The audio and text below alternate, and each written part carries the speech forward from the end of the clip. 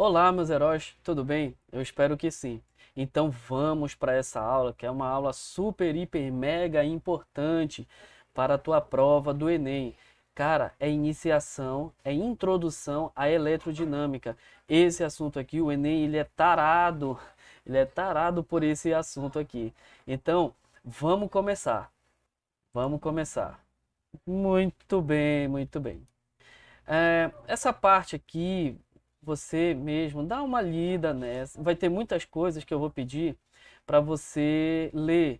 Então, eu sugiro fortemente que você faça leitura disso daqui. Vindo para cá, veja só. Qual é a expectativa de aprendizado? É diferenciar os conceitos de corrente elétrica, resistência, de um material e tensão. Então você vai ver ainda nessa aula sobre essas três coisas e saber diferenciar elas. Identificar, né, o comportamento das grandezas na primeira lei de Ohm. Você vai ver isso daqui. Também nós vamos ver como calcular a potência e a energia elétrica consumida pelos aparelhos no cotidiano. E, claro, também vamos interpretar o manual de instruções dos aparelhos elétricos e eletrônicos. Tranquilo? Vamos lá. Corrente elétrica. O que é, na verdade, corrente elétrica? Veja aqui que nós temos essa carga. Temos essa carga aqui, é uma carga negativa.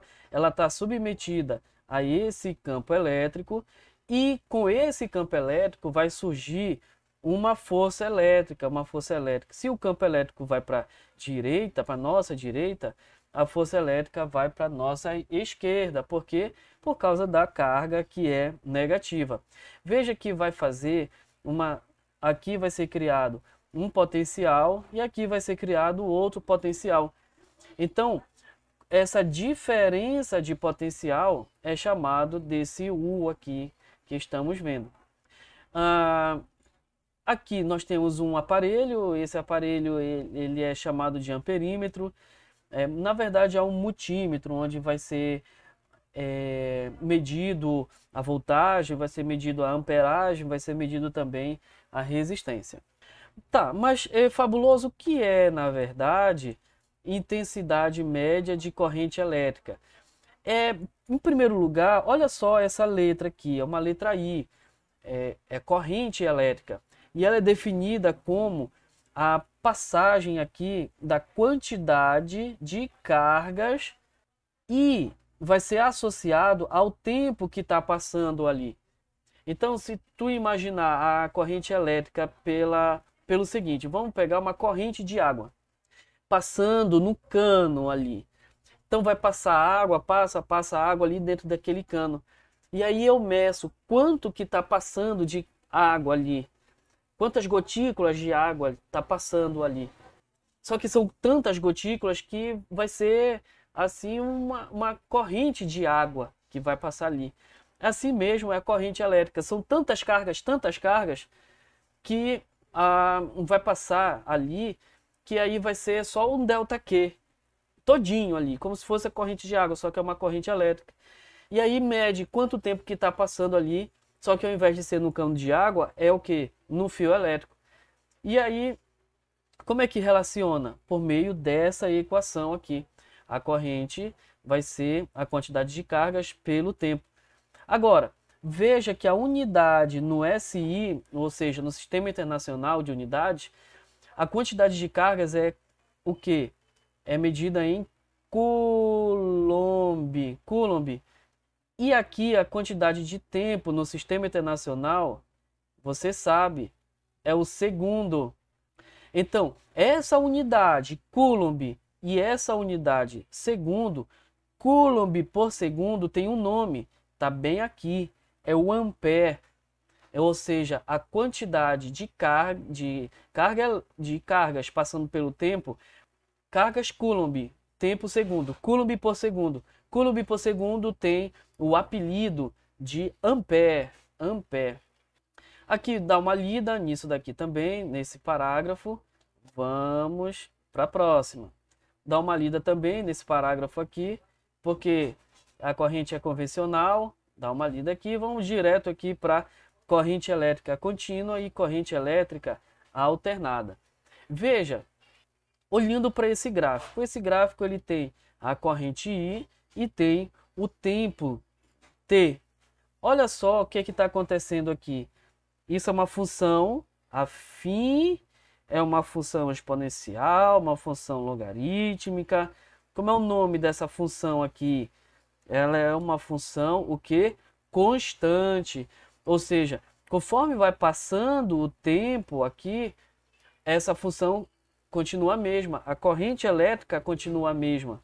Então, quando isso acontece, o nome da classificação dessa corrente é corrente contínua, CC. Ok? Nessa corrente contínua, qual é o exemplo que tem? Pilha, bateria, que conforme vai passando o tempo, vai ficando exatamente o mesmo tipo de, o mesmo valor de corrente. Se começar com 2 amperes, passa 10 minutos, ele continua com 2 amperes. Passa 2 horas, ele continua com 2 amperes. Passa um século, ele continua 2 amperes. Mentira, um século não, é muito tempo para bateria. Mas aí deu para entender que conforme passa o tempo, a corrente continua sendo contínua. E a outra classificação, fabuloso, é essa daqui, que é chamada de corrente alternada senoidal. Pode ver nesse gráfico aqui que nesse intervalo de tempo a corrente vai aumentando, aumentando, aumentando, chega num certo limite, a corrente diminui, diminui, diminui, chega em zero. E olha o que acontece. Chegou em zero, a corrente está negativa. Olha aí. Então, a corrente aqui, ela está positiva e para cá a corrente fica negativa. Fica muito, muito, muito negativa, vai até ali no limite e aumenta, aumenta, negativa ainda. Aumenta, aumenta, chega nesse limite, fica então positiva. A partir daqui já fica positiva. Então, essa é a classificação de uma corrente alternada. Agora, bora ver algumas propriedades aqui, essa propriedade. Bom, nessa corrente, que é uma corrente o quê? Contínua. Nessa corrente contínua, nós vamos separar um certo intervalo de tempo, fecha aqui esse intervalo de tempo, e aí como é o nome dessa figura aqui que fez? O nome dessa figura é retângulo. Quando a gente calcula a área de um retângulo, a gente faz o quê? A base vezes a altura. A altura é I e a base, ΔT. Ora, ora, ora, o que é I vezes T? Lembra daquela primeira equação que a gente fez? I é igual ΔQ sobre ΔT. Bora isolar o ΔQ. Bora isolar o ΔQ. Então, esse ΔT que está dividindo, passa multiplicando. E esse I, ele fica sozinho. Ficando, então, dessa forma. I, que já estava, vezes ΔT. É exatamente a área dessa figura aqui. Base vezes altura. Então, toda vez que a gente calcular a área dessa figura plana que surgir aí, vai ser o nosso ΔQ, a quantidade de cargas. Calcula a área, é a mesma coisa que está calculando a quantidade de cargas. Diferença de potencial. Essa diferença de potencial, como o próprio nome já está dizendo, nós temos dois tipos ali de potencial. É a mesma coisa, vamos pegar ali um cano, abrir a torneira. Aí quando tu abre a torneira, o que acontece? Você sabe que a caixa d'água está bem alta e a torneira está bem baixa. E a torneira está bem baixa. Então, essa diferença de altura é a nossa diferença de potencial. Agora, e se tiver aqui a caixa d'água nessa altura e a torneira tiver também nessa altura? Tu abre a torneira, não vai acontecer nada. Porque não tem diferença ali. Não tem aquele desnivelamento. A mesma coisa acontece também na eletricidade. Para a corrente passar, tem que ter o desnivelamento. E esse desnivelamento é a nossa diferença de potencial, também chamada de DDP. Geralmente, nós utilizamos a letra U. Eu gosto de utilizar a diferença de potencial como na letra U, mas tem algumas questões que utilizam como letra V. Eu não gosto muito da letra V porque ele pode ser confundido com V de volt. Por isso que eu gosto mais da letra U. E diferença de potencial também chamado de tensão. Tensão. Toda vez que é a letra U, diferença de potencial, DDP, letra U. E ele tem a unidade volt. Bora ver aqui um pouco de energia, potência e efeito Joule. Para a gente saber quanto de energia potencial que está ali no circuito, basta multiplicar a cargazinha de teste pela tensão que está ali. Então, a carga que está ali sendo testada, tá, jogou ali naquele campo elétrico, multiplica pelo valor do potencial que está ali naquele ponto, então ali dá para a gente a energia potencial. Sabendo que a energia potencial é Q vezes U, então dá para a gente fazer alguns ajustes matemáticos. Sabendo que a potência é energia dividida pelo tempo, essa energia é a energia potencial elétrica. Lembra que energia potencial elétrica é a carga vezes U. Como a gente está trabalhando com várias cargas, então é ΔQ sobre U, dividido pelo tempo. Ora, ora, ora, meus heróis. O que é isso aqui? ΔQ sobre T. A gente viu agora há pouco. É a corrente. É a corrente. Então, essa potência vai ser a corrente vezes o π. Π é a equação do π. E essa equação é o que exatamente, Fabuloso? O P é a potência. O P é a potência. O I é a corrente elétrica. E a letra U, a gente viu agora há pouco, é a tensão. Então, sabendo que a potência é energia pelo tempo, eu vou apagar aqui para não ficar poluído. Qual é, no sistema internacional, a unidade de energia? É Joule. E qual é a unidade de tempo no sistema internacional que eu estou dizendo? É o segundo. Então, Joule por segundo tem um apelido. Esse apelido é o Watt. É o Watt. Muita gente chama de Watt, muita gente chama de Watt. Bora chamar, só para simplificar, bora chamar de Watt. Além de tudo, ele também pode aparecer alguns múltiplos, alguns prefixos, como por exemplo o KW.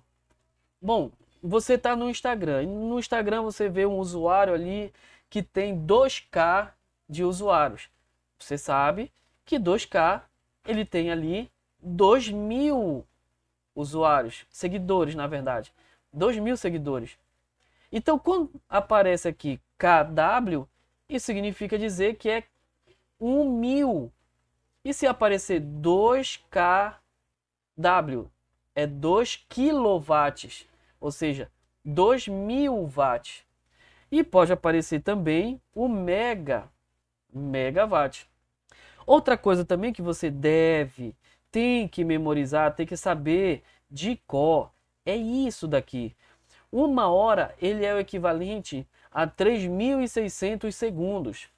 Memorize, 1 hora, 3.600 segundos. Por que ter que memorizar? Porque, sabendo que a energia elétrica no sistema internacional é Joule, só que no nosso dia a dia, no nosso cotidiano, não tem, a energia não é medida em Joule. É muito grande. É muito grande. Então, como é medido então a nossa energia elétrica? Como é que chega na conta? Chega assim, ó, quilowatt-hora, quilowatt-hora. E esse 1 kWh é o equivalente, vejam só, meus heróis, 3.600.000 joules. Caramba, é muito grande. É por isso que ao invés de estar medindo em milhões, aí a gente só mede assim, quilowatt-hora. Já melhorou ali a situação. Então, veja bem, olha, voltando aqui para mim. 1 kWh é 3.600.000 joules. Bora transformar esse número aqui porque ele está bastante feio. Bora colocar ele no sistema, na notação científica. Fica assim, ó. Fica o 36 que multiplica o 10. Quantos zeros tem aqui? 1, 2, 3, 4, 5. 10 na quinta joules. Ou ainda 3,6 vezes 10 na... Bora analisar. Como a vírgula andou uma casa para a esquerda aumenta uma casa. Tá 5, fica 6. 3,6 vezes 10 na sexta joules. Isso daqui é o equivalente a 1 kWh. Então, é óbvio que o Enem ele não vai facilitar para você. Algumas vezes ele vai dar a energia em joules e aí naquelas alternativas está tudo ali em quilowatt-hora. Ou então ele pergunta no enunciado assim, calcule em quilowatt-hora o seguinte, aí vai e pergunta. Só que os dados que ele deu ali na contextualização foi tudo em joules, tudo ali no sistema internacional. Então ali tem que converter. Aí tu já sabe que a cada 1 kWh é 3.600.000 ou 3,6 vezes 10 na quinta joules. Memoriza isso daí, meus heróis. Dá uma lida aqui nesse contextualizando. Dá uma lida nele. Bora aqui para resistência elétrica e lei de Ohm. Então veja que nós vimos alguns conceitos muito importantes, como corrente elétrica, tensão, tá legal? Agora, continuando aqui nessa jornada para a prova do Enem, vamos agora ver resistência elétrica. Resistência elétrica e leis de Ohm. Tá vendo esses componentes aqui? Isso são resistores. O que é resistor fabuloso? São esses equipamentos aqui. Isso aqui é capacitor, mas aqui é resistor. Então, alguma vez na vida tu já viu esses componentezinhos, né? Qual é a ideia física de um resistor? Ele serve para dar aquela segurada na corrente elétrica. Lembra do que eu falei que a corrente elétrica tu tem que imaginar ali um cano passando água? Então você imagina no condutor passando muitas cargas ali, a corrente elétrica. Em um cano, aí como é que você faz para segurar a água? Você fecha aqui com a torneira. Fechando, passa menos água ali. O resistor de modo análogo, é assim também. Ele dá uma segurada na corrente elétrica, para não passar muito. E aí ele dá, olha só a palavra, uma resistência. Olha a ideia. E então, ele foi experimentalmente descoberto por esse cientista, George Simon Ohm. E aí, por causa dele, a resistência, que é a grandeza que mede a quantidade que está sendo resistido ali de corrente, é chamado de Ohm. E ele tem o símbolo aqui, que é o ômega. Jesus falou que eu sou alfa e o ômega, o início e o fim. Então essa é uma letra grega chamada de ômega. E ele é a representação da unidade chamada Ohm. E aí dá para agora relacionar a tensão, a corrente elétrica e a resistência de um resistor. A expressão que relaciona eles três é o U que ri. Como assim, fabuloso? Tá aqui, ó. É o U que ri. Onde U é a tensão, R a resistência de um resistor, a letra I é a corrente. E isso daqui é a primeira lei de Ohm. Só que todos os resistores, eles obedecem essa primeira lei? Não, não obedecem.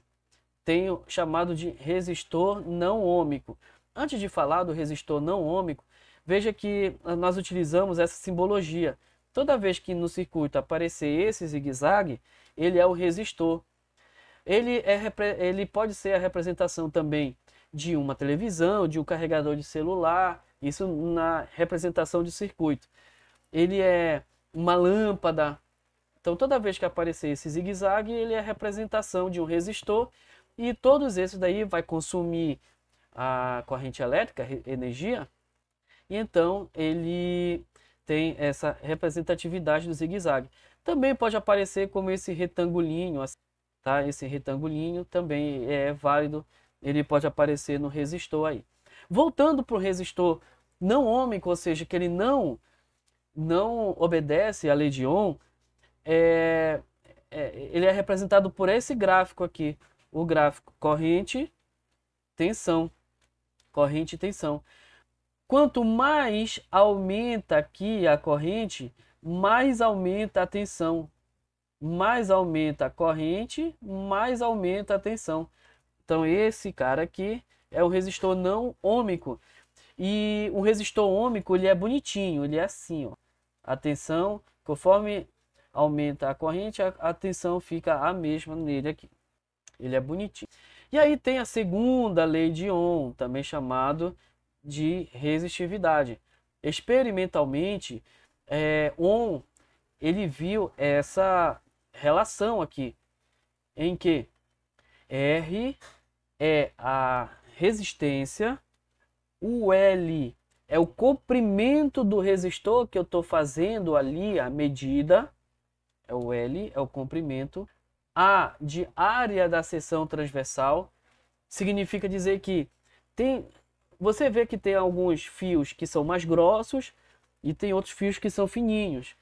Então, um fio grosso, a área da seção transversal, que é tu cortar e ver só essa parte aqui, esse círculo, aquilo ali é a área da seção transversal. Quando o fio é grosso, essa área é grandona. Quando o fio é fininho, essa área é miudinha. Então, esse A é justamente a área da seção transversal. E o que é isso daqui? É uma letra grega também. O nome dessa letra grega é Rho. Rho. Rho. Então, Ohm descobriu por meio experimental que a resistência ela tem tudo a ver com esse Rho, que é a resistividade do material. Dependendo do material ali, ele tem essa resistividade. A resistividade depende do comprimento dividido pela área da seção transversal. Então a resistência é ρLA, resistência ρLA, resistência ρLA, para te memorizar. O que mais? Só um detalhe é que a unidade dessa resistividade é Ohm metro, é a unidade dele aí. Bom, tem a potência dissipada em um resistor. Quando o resistor está funcionando, está em pleno funcionamento, então ele dissipa uma certa potência. E essas potências elas são representadas por essas equações. O π, né? O π fabuloso, tá? U vezes I. Não importa, porque a ordem dos fatores aqui não altera o produto. Então eu gosto de usar I vezes U, que é para dar π. E tem também o P é igual a RI ao quadrado. A potência vai ser a resistência que multiplica a corrente ao quadrado. E também vai ter a potência, a tensão ao quadrado dividido pela resistência. Caramba, fabuloso, é muita potência. Calma, ainda tem mais uma ainda. A potência é a energia dividida pelo tempo. Caramba, como é que eu faço? Calma, meus heróis. Bora, eu vou te ensinar uma musiquinha para você não esquecer dessas coisas. Então, escuta, que daqui a pouco tu vai cantar junto comigo. assim, ó. A potência é energia pelo tempo. Potência é o quadrado sobre R. Com U a gente ri. Com P, ri ao quadrado. A potência é um cara engraçado. Piu! Então vamos lá, canta comigo agora. A potência é energia pelo tempo. A potência é o quadrado sobre R. Com U a gente ri. Com P, ri ao quadrado. A potência é um cara engraçado. Piu! Então vamos nessa, continuando aqui. É só para ajudar a memorizar essas equações que vão usar. Valores nominais. Ao comprar algumas lâmpadas e eletrodomésticos, a gente encontra no manual algumas especificações. Por exemplo, quando compra a lâmpada, bora pegar como exemplo uma lâmpada que tem 60 watts que funciona em 110 volts. É óbvio, meus heróis, óbvio. Caramba, tu vai pegar uma lâmpada que ela foi feita para 110 volts. Tu coloca numa tensão 220, o que acontece? Ela queima. É óbvio. Agora, se você pegar a lâmpada que foi feita para funcionar em 110 volts, e aí tu coloca numa tensão que tem menor do que 110, uma tensão menor, ela queima? Não, ela até vai acender, mas só que ela vai acender com um brilho menor. E quanto à corrente? Vamos pensar no seguinte: quanto que passa naquela lâmpada ali? Bom, nós temos dois valores. Nós temos 60 watts de potência e temos 110 volts, que é a tensão. P e U. Para achar o I, usamos qual equação? Isso mesmo, π. Π. Ou seja, se é π, então, para achar essa corrente, eu pego a letra P e divido pelo U. P sobre U é 60 sobre 110. Cancela esse zero com esse. Então, a corrente é 6 sobre 11. 6 sobre 11 amperes. Então, vamos analisar. 6 dividido por 11. Bora ver aqui na calculadora. 6 dividido por 11. 0,54 amperes. Então, pensa comigo. Se uma corrente, a corrente que passa nela, 110 volts e 60 watts, no normal, é 0,54 amperes. E se passar mais? Aí a lâmpada queima. Se passar mais do que isso, a lâmpada queimará. E se passar menos do que 0,54? Ela até acende, só que com brilho a menos do que poderia. Tá entendendo a situação? Bora analisar agora quanto à resistência. Lembra que nós temos os valores P, que é 60 watts, e temos U, que é 110 volts. Analisando aqui a equação P igual a U quadrado, então vamos isolar a letra R. Só troca, esse R tá embaixo, vai para cima, e esse que está em cima vai para baixo. O U quadrado já estava lá, sobre P. Sabendo que o U é 110, então é U quadrado, 110 ao quadrado. E P é 60. Coloca o número 60. Esse valor vai dar 201,67 ohms. Então, essa resistência é isso daqui, ohms. O que vai acontecer? O que vai acontecer aqui? Ele tem uma resistência assim, 201 ohms. Tá legal? Vindo para cá, bora falar a respeito de fusíveis e disjuntores. Toda vez que aparecer na tua prova fusíveis e disjuntores, então você tem que saber que eles servem para proteger os circuitos elétricos.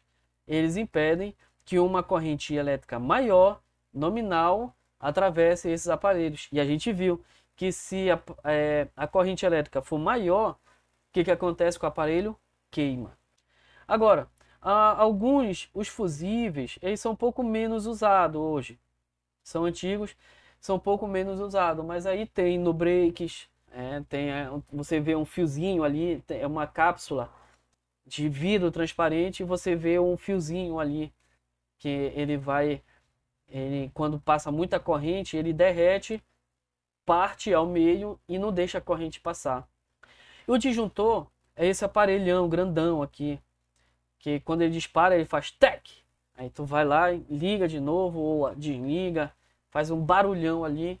O nome disso é disjuntor. Então, aqui você vai dar uma lida nesse contextualizando. Vai dar uma lida, vai fazer esses cálculos, qualquer coisa. Entre em contato comigo, se tu não entender esses cálculos aqui, você leu e não entendeu, pode falar comigo que eu te explico. Chuveiros elétricos, inclusive tem algumas questões do Enem em que ele mistura a eletrodinâmica com esse assunto, o que macete, com a calorimetria. Então, tem umas questões ali que ele mistura as duas coisas. Inclusive, vamos fazer uma questão dela. Dá uma lida aí, dá uma lida. E é isso. Espero que tenham gostado dessa aula. Daqui a pouco vamos para a resolução de questões aí sobre eletrodinâmica. Tá legal? Até a próxima, meus heróis.